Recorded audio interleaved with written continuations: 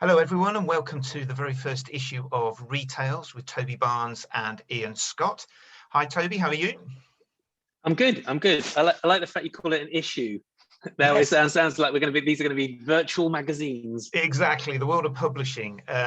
So yeah, we started this podcast series as a way of looking at a number of different subject matters in and around retail. And today we're going to be looking at live streaming and the effects of the virtual retail, which has particularly grown strongly in the pandemic. So we're going to be having a little later on Adam Levene, the founder of Hero, join us for a chat to discuss some of the work that they've done, and in particular a case study they did for Size, the sports and shoe retailer. So first of all, we also want to really have a look at the world of live streaming. I'm sort of interested in your first take on this, Toby, because you're a little bit concerned about the speed of the growth of it, really. Well, it's funny. It's one of those things that we've talked about in the past, and I've been talking about really heavily for the last kind of couple of years. And it's been one of those areas where we talk about physical and digital coming together, and we touch upon that every time we chat. And in-store streaming just seems like the ultimate example of the physical and digital coming together. The first time I saw it was Chinese influencers were like on their Chinese platform. They were going into US stores, streaming themselves. They'd have their mates there. They'd be having a great time. There'll be someone holding the camera. They would go into a US store. And the first one I saw, I think, was a beauty store. So the Instagrammers or the live streamers would go in there. They'd be looking at a product, talk about why they liked it, talk about that you couldn't get in China. And at the same time, the viewers could say, yeah, I want one of them. Yeah, I want one of them. And so instantly, reaction, they were like, yeah, pick us up 10. So she was picking them up and putting them in her cart and adding them. And then she spent thousands and then, took it back in her luggage. And I thought that's a really smart, easy way of just kind of breaking all the rules of e-commerce. But it felt like you were there in the store with her.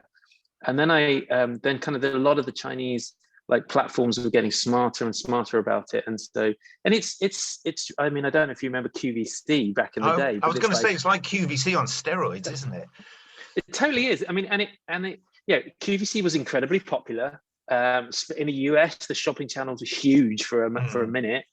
And I think there's something interesting in that space, the personality, the feeling that you are in the space itself, with the ability to better buy, all those things. It sounds, the fact that it hasn't exploded still baffles me. Now we have all of the digital platforms. So it's, I think it's interesting. It's just trying to find the right inflection point, really.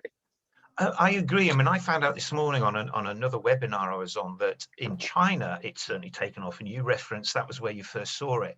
And I heard the statistic that 11.8% of e-commerce in China is now from live streaming. And when you bear in mind that e-commerce is now the majority of retail in China, you see it's growing. But it comes back to one of the initial theories I always had when people were saying, well, why is Asia further ahead than Europe and America with the advancement of retail? And I think it's because they have a curious and willing to experiment audience. People want to try new things. When I was walking down the streets of Shanghai, people were queuing out stores to press buttons on vending machines for fragrance and things like that. Well, we wouldn't do that here. So I often view China as, it's almost like you're looking into a crystal ball and going, I can tell you what's coming in 3 years, and you go to China and look at it. But we are more reserved about these sort of things. And, some of the stuff I was reading about recently as well, with live streaming, when you're engaged, you have a personal tour with someone. And I think certainly in Britain, I don't know how much about Europe and the whole of the Western world, we're quite reserved. And so if you're with that person, you might feel obliged to buy. I would, the inherent Britishness in me would be like, well, I can hate something and walk out on my own terms. If I'm with someone and they're spending time talking to me, I feel obliged I should reward them with a purchase. So I'm wondering whether there's a reticence to engage because it's an assisted shop. And maybe some people go, well, I don't want to be assisted. But I'm sure there's a cultural reason why we haven't picked up on it like the Asians.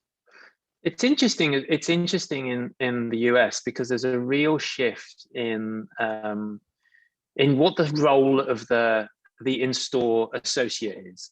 I think that in the past it's been someone to go out the back and get something, but ultimately that's like the least interesting thing they can do. And I think there's stores like REI, which is you don't have them in the UK. They're kind of like blacks, but like really, imagine a kind of exploded version of that, like really, really smart, very experiential.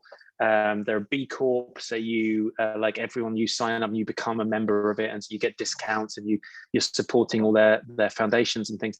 But the in-store team are incredible, and they're like little expert systems. So if you're going to buy a sleeping bag or a tent, you really, you look around for the person, because if you're not an expert, the difference between these tents is hard to kind of work out on your own. Yeah. And they're amazing in that they don't feel salesy in the slightest. It's very much like, oh, I like this tent because of this, or I take this up a mountain, so I like it because of this. And you're like, oh, that's not for me.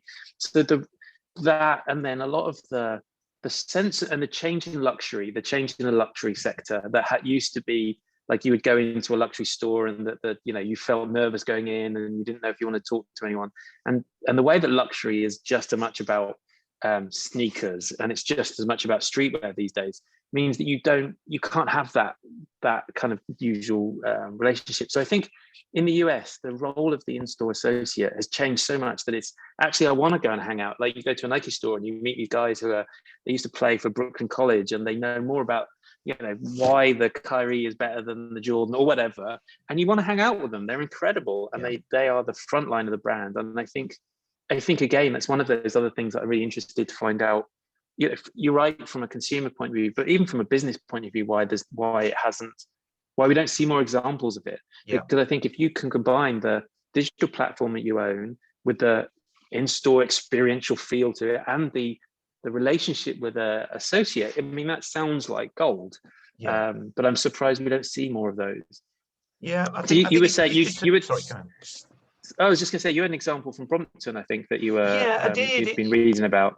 It was one of the first examples that I saw, and Brompton are a folding bike company. They're very, very British, and they hold these wonderful races where everyone dresses up in old tweeds and shorts and pipes sticking out the side of their mouth, and they have this wonderful Britishness to them. And they've been very successful, but like most bike companies, they've benefited from the pandemic, where people have picked up, and it's a category that's grown. They've seen their sales increase by 34% in the last year as a result of pandemic and raising their profile. And I visited one of their new store concepts about 18 months ago, and I loved it. It caught the curiosity and quirkiness of the bike, because they fold down completely, and you see people carrying them on trains. And the whole, I was going to say, it's like a commuter bike, because you can cycle to the train, very get it small, very small wheels. Yeah, I know. And they fold right down, and their logo shows the 3 stages of the bike, from fully made down to folded. And in the store, they have a whole pigeonhole with all the bikes folded up. You get this wonderful visual effect. And they even use those pigeonholes as secondary displays through the wholesale chain as well. So you immediately recognize it. Big yellow hut position in the middle, where you'll have a repair guy who will advise and do the personalization. It's a wonderful experience. And I just noticed that when they shifted, that they had sort of developed what they call these live in-store experts, and it's the members of staff in the store, and they just pivoted. The store was closed, but it was a focal point for them before then. So you can log in through the website, and you click on a little button on the web page, and it would take you through. You would be audio only, but you could then see the store member, and they would have either a GoPro or even a phone on one of those sort of pivoting gyroscopic handles. And they say, okay, what would you like to have a look at? So you could browse with them guiding, you could access, and then you can make the purchase straight on the website, because that's the platform you're on for engagement. It's not the most sophisticated solution, but what I loved, it was very on brand, and it was quickly implemented with a low cost, so that we're able to immediately transfer, go onto the website. You can still actually have an in-store experience.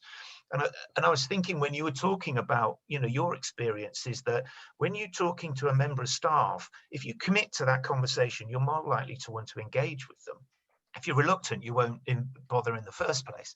So the great thing there is you have the conversation, and store staff normally, if you turn up and go, can I help you? You say to the store staff, no, thanks, I'm just browsing.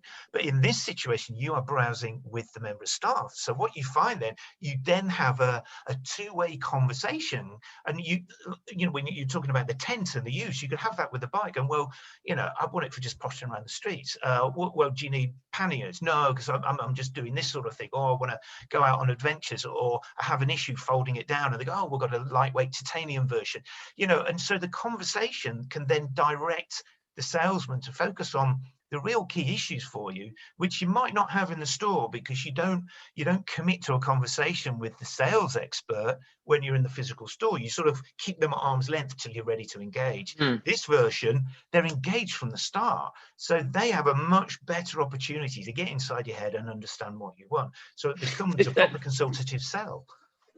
It's interesting because I think ironically, the reason people do that is that they feel that the effort it takes to kind of disengage in that conversation is actually lower.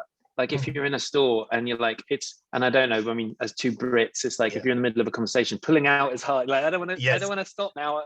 I want to go, but you kind of like, but like if you feel like you're in your own home and you're in your own space or you're on your own device, like it feels like, whether you would actually get out of the conversation is another thing altogether, but it feels very much like you can do that. So I think the investment from the consumer feels easier. It's just like having a Zoom call or having a catch up with somebody.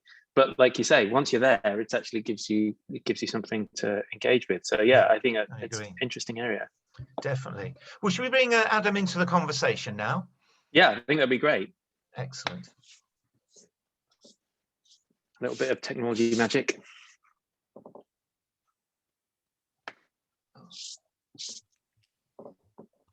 Just waiting for Adam to connect.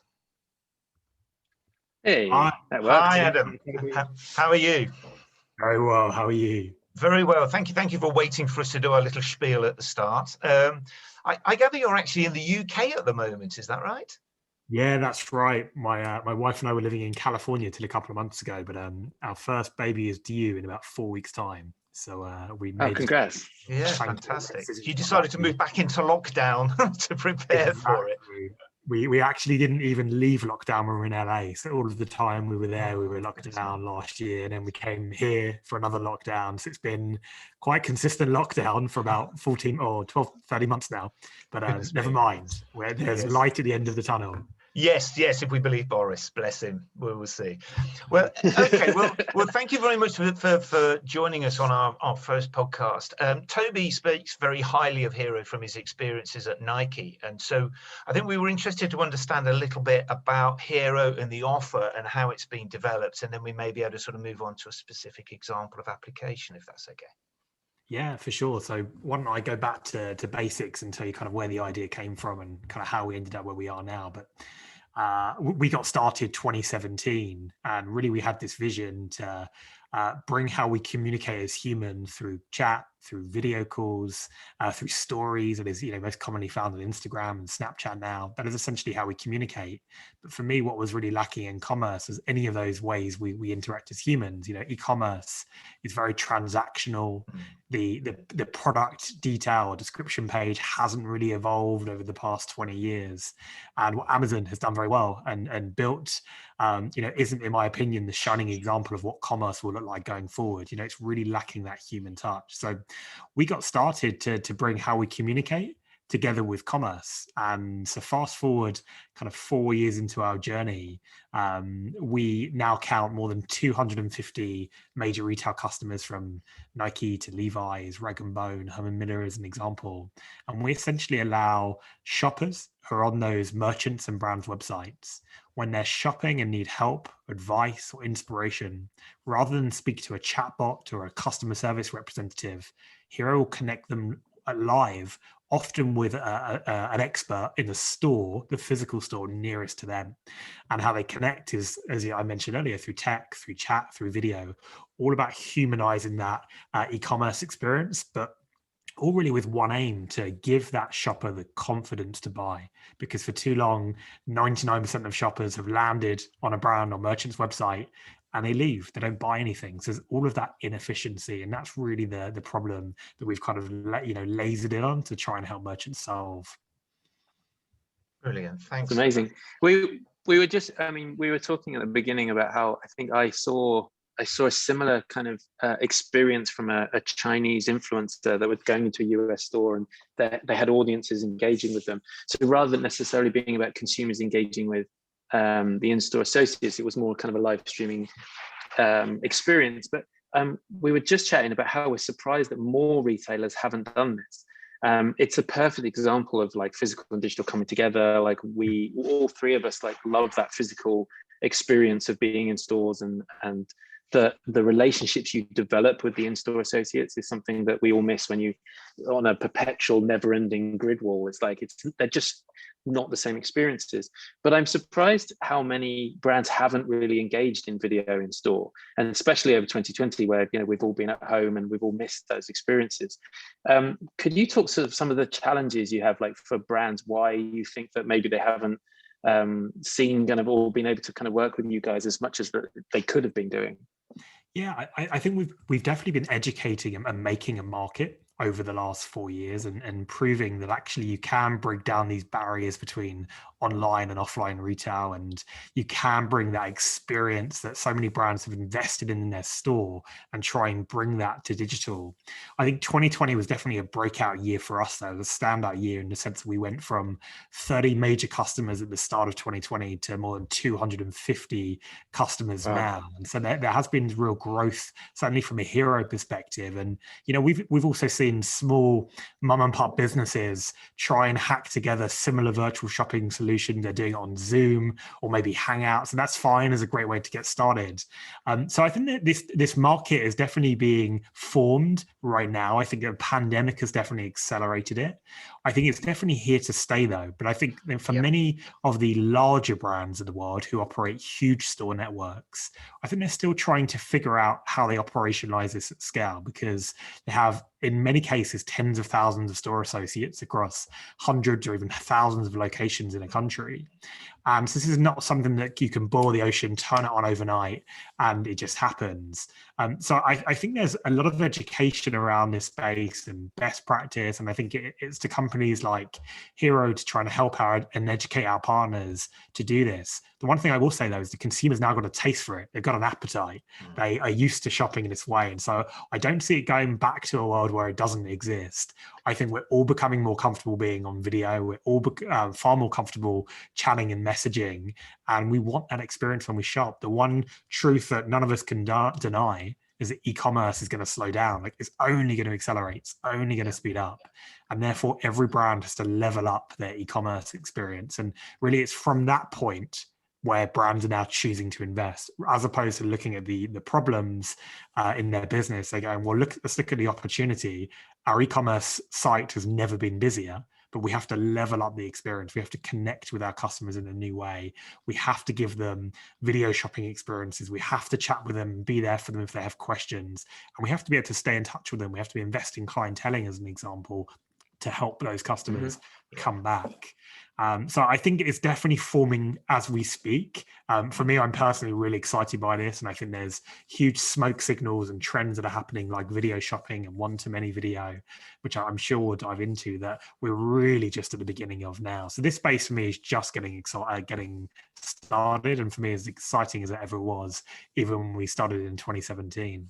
Yeah, I it's agree. Interesting Sorry, and I was going to say, it's interesting you mentioned the breakdown of silos. I think that the people who I see doing things really most exciting, the ones who can really rethink their business from the bottom up, because as you say, that the e-commerce business and the other business, there's all these barriers that really don't need to exist, and they don't exist for the consumer. Things like who gets the sale. I think I've heard that conversation had so many times with, well, the journey started on a website or it started in the app, so the e-commerce team want the sale, but then the retail associate's actually making the sale, so should they do? Well, that's a different inventory. And consumers don't give a fuck. I mean, they don't care. Like, they just want to go and buy the shoes or the bike or whatever it is.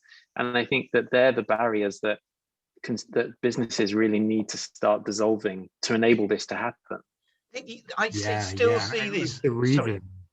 I mean, I just read recently that Domino's Pizza just announced that their digital marketing is merging with their main marketing department, 2021, and they're now announcing proudly that they're working together, and you're like, crikey, this is scary. And it's something I've always said, is that, you can't measure the success of a physical store by the money you take in the till.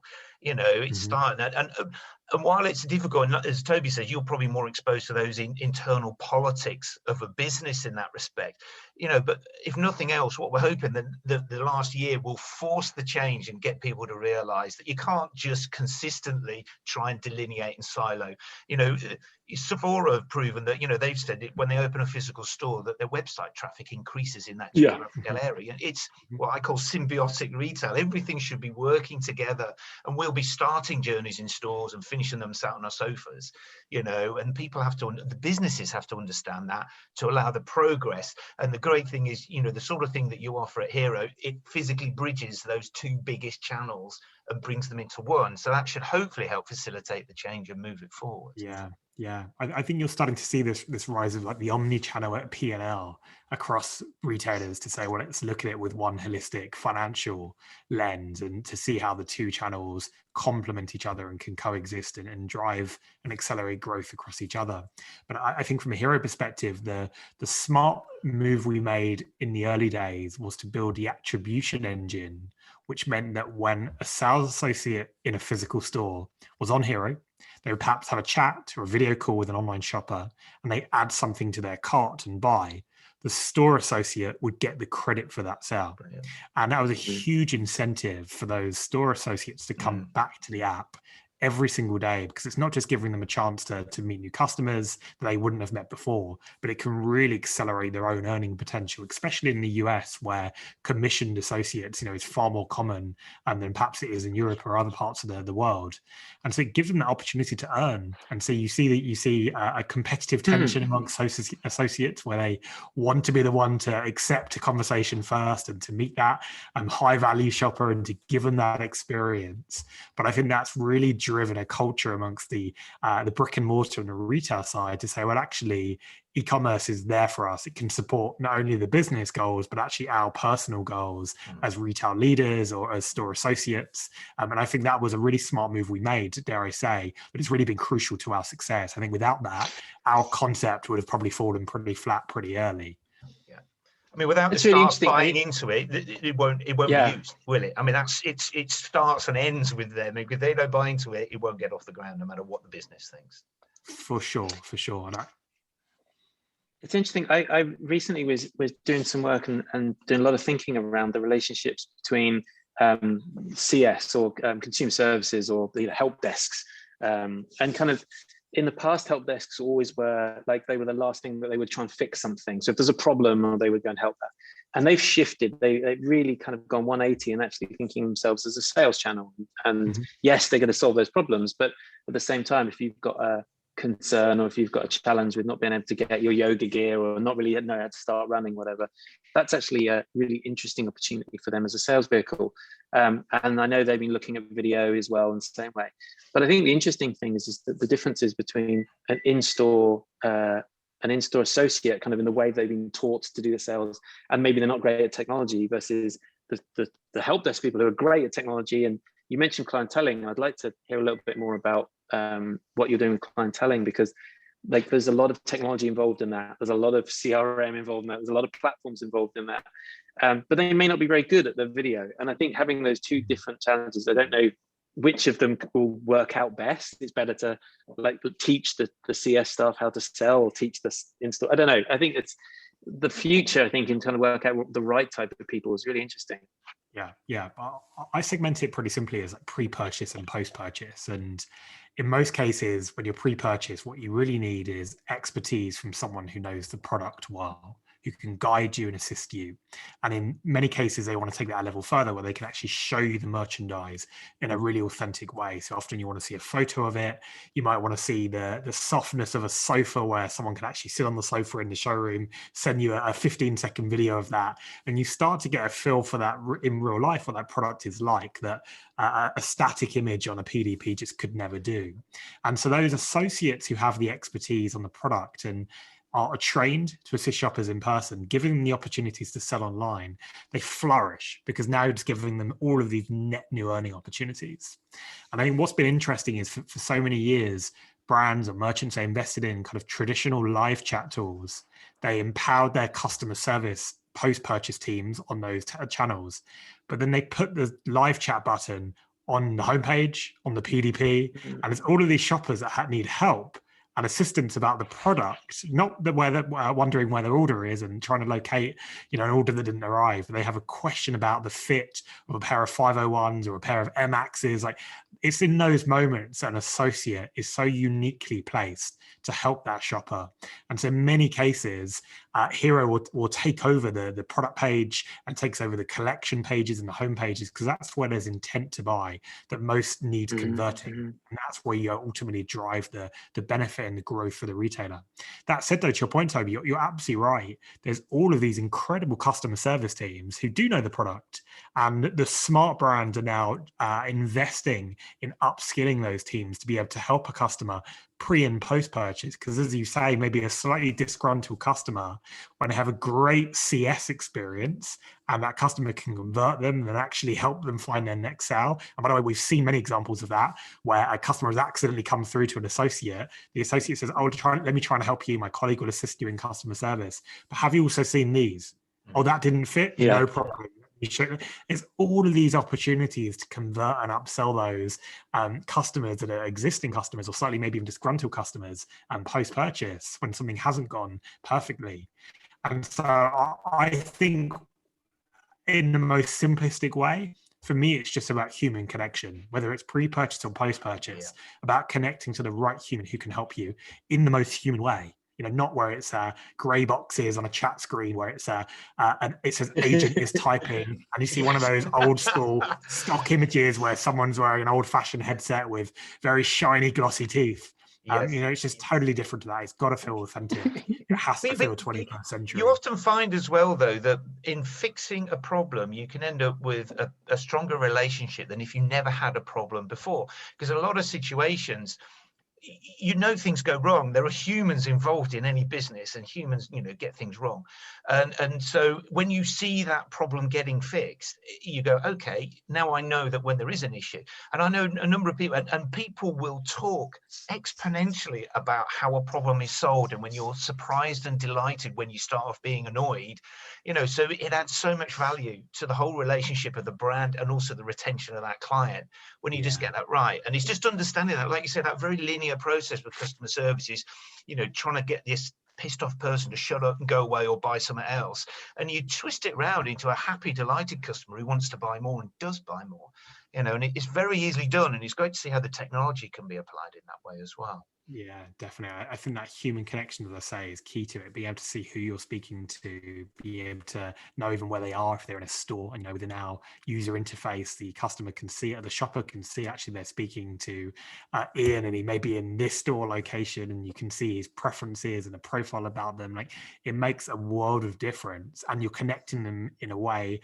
that's either through chat or video call that feels like you're chatting with family or friends, or maybe you're texting them because you're staying in touch after, you're emailing or WhatsApping. Like, it just starts to feel so much more human, and as opposed to it feeling like a stuffy scripted environment, which is really often what really aggravates a shopper or a customer further, especially if they are post-purchase and something has gone wrong.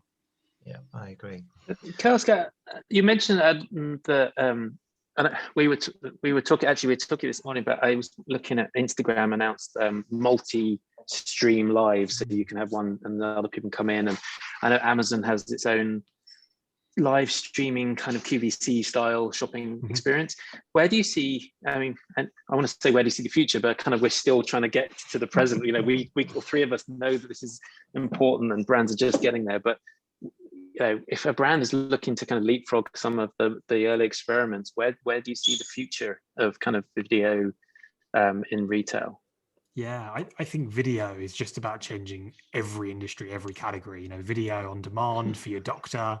I bought a car recently, and I had a video tour from the guy in the dealership. Zoom, of course, has changed how we integrate. So, video is just disrupting every category. And the pandemic has accelerated that. For me, though, the industry that stands to gain the most from video is shopping, is retail. And so for me, I'm super excited by where that will go. And how we're doing that today is with one-to-many videos. So this is a new feature that we introduced at the end of last year called shoppable stories. And where traditionally a customer would land on one of our merchant partners' websites, when they were tap the hero button and they were about to have a one-to-one chat or video call, what we've done is essentially insert Instagram style stories that are shoppable into that experience. So before you chat, before you video call, you can actually browse these short form videos that feels like, you know, you're on Instagram or feels like you're on Snapchat, but they're all shoppable. You know, it's a 15-second short form video from an associate in the store who's talking you through their favorite sneaker, who's talking you through their favorite or new in products, who's showing you the detail, who's maybe demonstrating the product. They're tagged so you can shop them. So even if you don't want to have a chat or a video call, because maybe you're a little further up the funnel, you know, you're not yet ready where you found the perfect item, but you just need some broader inspiration. That's where video shopping, I think, has the biggest opportunity to help a shopper not have to use the search bar or not have to browse through 900 categories to find the right item, but actually almost the same way you would merchandise a physical store, where you walk in and the window looks great, or the first selection you're greeted with has been designed, has been located there for a reason. You can now start to bring a flavor of that, again, using video, to e-commerce. So I'm really excited by this, where this will go. The other trend we're of course all seeing is live streaming, because that's coming from China, where in particular live streaming, and you have these key opinion leaders who are doing billions of dollars in GMV themselves live on Taobao or Tmall. I'm really excited by where live will go, but I think for now, so many retail brands in Europe and US who are just dipping their toe into this space, they're seeing it as quite tactical. It's quite, you know, it's tactical around maybe a marketing campaign. It's a one-off. And I think I'm more excited by where video will make a big difference to e-commerce in the long term. And for me, that's about deeply integrating shoppable video into the PDPs throughout the e-commerce website, as opposed to just a one-off marketing page around a particular event or a launch. So as you say, we're really at the start of this industry, Toby, and this space that's evolving of video shopping. But for me, it's the category that has the most to gain, as I say, because shopping at the end of the day is visual. And there's nothing more visual than video. And so, yeah, I'm really excited by this will go, by where this will go, and, you know, delighted that Hero is playing our part to push the industry forward. Brilliant. Yeah, it's amazing. Zoom is telling me we've got 7 minutes left, bless them. So is it all right if we just have a quick sort of look at what you did for Size? Because I know that was one of the touch points where Toby first sort of came into touch with you. Yeah, for sure. So Size, owned by the JD Sports group that many people will know. Size, actually, we're introduced by the team at Nike to Size. You know, we've had a good long-standing relationship with Nike, and they introduced Size as one of their kind of key, wholesalers and wholesale partners in the UK and in France and across Europe. And what we did was essentially take a handful of stores across the UK and France, and we empowered those store associates to use Hero, where they're given a native Hero app on an iPhone or an Android device. They train within the app, and our teams can complement some of that training as well. And they open up the app, and suddenly they can connect with all of those shoppers who are on size.co.uk, for example, who in particular, when it comes to footwear, the number one question is, you'd expect, it's always about fit. You know, is this shoe going to fit? And in most cases, and Klarna or ClearPlay aside, there's only so much you can do to get the shopper to, you know, buy 3 or 4 of the same item and send 3 back. And so, you know, every shopper wants to buy the right item the first time. And that's really the big use case that Hero is helping to solve for Size. It's about connecting that shopper to an expert in the store nearest to them. And really the 2 metrics that we see the biggest uplift across all our customers, including Size, is conversion, as you'd expect. You know, a customer on average is 21 times more likely to buy something to add to their cart because they've had that interaction with a human store associate in most cases. And the AOV usually increases as well. And I've seen this on Size personally, where I'm always sold my Jason Mark cleaning product for my sneakers. No enthusiast is good without it. And so you can really start to see the average order values increase. And actually Size are one of the first partners who are making use of the Instagram style shoppable stories feature I mentioned. So if you head to size.co.uk now and you look for Hero in the bottom right of the product page or a collection view, you will actually be able to see those stories have been curated and created by those store associates, and they're amazing. Like, I sit and watch them all day because they are so exciting to watch. Like, these guys are so passionate. Don't tell Nike that. Don't tell Nike I was watching them on your website, and you get sucked in. You know, Yeah. enthusiastic staff make a massive difference. You know, and I've seen stores like Lush that do it very well. You know, you go in, the enthusiasm of the staff is infectious, and that's what I love. The promotional video on your website was just the staff talking about product, and it was so engaging, and it works really well. And I think it's one of the, again, you seem to have sort of tapped into an aspect there that makes a difference, just like the way you were dealing with the CS side of things as well. Yeah. It does make a difference by sidestepping issues that you can make into issues and just turn them into positives instead. Yeah, definitely. I think the other angle that's important to me is to help the merchants and retailers level the playing field, because Instagram, for example, is a phenomenal app and it's going deeper into commerce. But in many cases, when a customer discovers and then maybe buys on Instagram, which is really the direction it's heading in, that's going to disintermediate the merchant to a certain extent. And the big difference that Europe and the US has right now over China, for example, is that the super commerce app doesn't really exist. You know, most commerce still happens on a brand's own .com site. And so every brand really has to level up their own e-commerce experience, because actually the threat for them is no longer just kind of Amazon from a price and speed and selection perspective, but actually the war starts where they start to compete is on user experience. Like, the user experience for the shopper has to be so strong. And of course, you know, Instagram and TikTok and social platforms have such investments in creating strong user experiences. And I think this is, again, where features from Hero as an example can really help the merchant level up that shopping experience. You know, Amazon is great for buying, terrible for shopping. Yes. And so every other brand that isn't Amazon in the world has the opportunity to create an amazing shopping experience, whether in-store or online. And if they don't, then Instagram will and TikTok will. And so that's really the opportunity that, again, I see for so many retail brands who own that customer experience, but now it's time to level up. Yeah, no, I think that's very true. And I always say to people, we can't compete with Amazon. And my response is, don't try and be Amazon, be what Amazon isn't, you know, because they've got such scale. But like you say, it's about convenience and availability with them. It's not about experience. And that's where everyone can make a difference.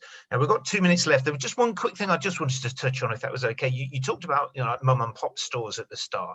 Do you feel your technology is accessible for an independent with a single store? I mean, from a technology, a pricing, methodology point of view, does it work for them as well as big retailers?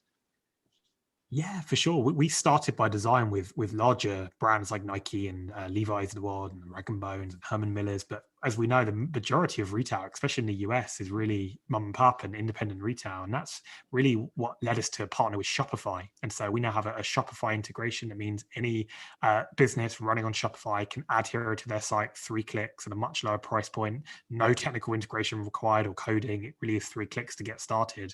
And that's been a key to our success, but also means we can really, again, democratize great technology and bring that to merchants of all sizes. Brilliant. That's great. Amazing. Okay, well, we're about to run out of time, so I don't want to start another subject and have good old Zoom cut us off mid-flow. But thank you very much for that, Adam. You know, I was doing research for this, and I thought I knew about what you were doing, but it is not the same as having the founder to sort of fill in the gaps and really fill out the information. So we really appreciate you joining us. It was a fascinating subject, and it's a subject that's only going to grow in importance. For sure. And, thanks for having me on, Ian. Thanks for having me on, Toby. Appreciate it. Absolute pleasure. Thanks so much, Adam. And thank you, everyone, for listening. And we'll be back with the next issue soon. Cheers, guys. Take it easy. Bye. Bye. Bye.